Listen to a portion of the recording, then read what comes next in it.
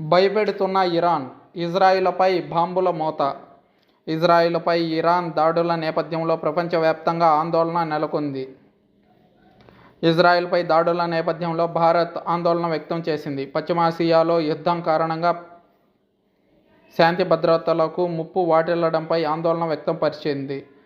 ఈ సందర్భంగా తక్షణమే ఇరుపక్షాలు వెనక్కు తగ్గాలని, సంయమనం పాటించాలని, హింస నుంచి వెనుదిరిగి దౌత్య మార్గానికి తిరిగి రావాలని పిలుపునిస్తున్నాం.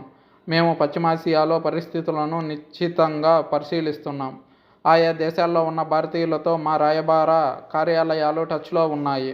ఈ ప్రాంతంలో భద్రతా స్థిరత్వం ఉండేలా చూడటం చాలా ముఖ్యమని భారత్ విదేశాంగం పేర్కొనింది.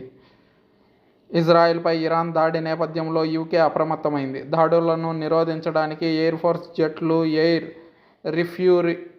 రిఫ్యూయలింగ్ ట్యాంకర్లను సిద్ధం చేసింది. మరోవైపు ఇరాన్ మద్దతు ఉన్న హెజ్బొల్లా గ్రూప్ ఇజ్రాయెల్ రక్షణ ప్రధాన కార్యాలయాన్ని లక్ష్యంగా చేసుకుని డజన్ల కొద్దీ రాకెట్లను ప్రయోగించింది.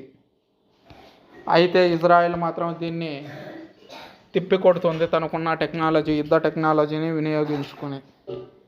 అయితే భారత్ మాత్రం దౌత్య మార్గాల ద్వారానే ప్రపంచ శాంతి సాధ్యపడుతుందని, యుద్ధం ప్రపంచ శాంతికి కారణభూతం కారాదని చెప్పుకొచ్చింది.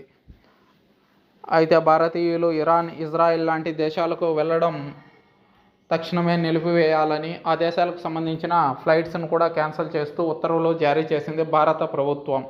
అయితే అక్కడున్న భారతీయులు వెంటనే తిరిగి స్వదేశానికి రావాలని సూచనలు చేసింది.